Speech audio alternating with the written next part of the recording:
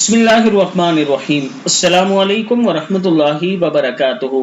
नमाज फजर के बाद का अमल। नमाज फजर के बाद आप ये दुरूद शरीफ पढ़ें और इसके साथ रिस्क को खींच लाने वाली ये आयात भी पढ़ें तो अल्लाह ताला आपके रिस्क में इजाफा फरमाएगा। छोटी छोटी दुआएं होती हैं, अगर आप ये कसरत से पढ़ना शुरू कर दें तो अल्लाह ताला आपकी बहुत सी मुश्किलात को आसान फरमा देगा। रिस्क को खींच लाने वाली ये जो आयात हैं, पहला जो है ये दुरूद शरीफ आपने पढ़ना है, वसल्लल्लाहु अला सय्यिदिना मुहम्मद व अला आलिहि व सहबिहि वसल्लम।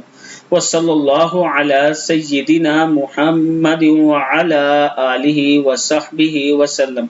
अगर कोई शख्स हर नमाज के बाद 11 मरतबा इन आयात मुबारक की तिलावत करेगा, इसके काम आसान होंगे और इसके रिस्क में इजाफा होगा। आयत क्या है? दुरूद शरीफ के बाद ये आयात जो हैं ये भी आपने 11 मरतबा पढ़नी है। कुल इन्ना रब्बी यबसुतुर रिज़्क़ लिमन यशाअ व यक़दिरु वलाकिन्ना अक्सरन नासि ला यअलमून। अल्लाह के नाम से शुरू जो बहुत मेहरबान रहमत वाला है।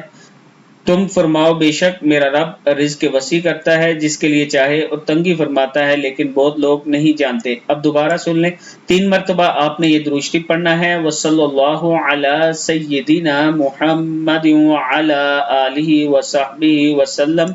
और फिर आपने 11 मरतबा ये आयत पढ़नी है, कुल इन्ना रब्बी यबसुतुर रिज़्क़ लिमन यशाअ व यक़दिरु वलाकिन्ना अक्सरन नासि ला यअलमून। सदक़ल्लाहुल अज़ीम।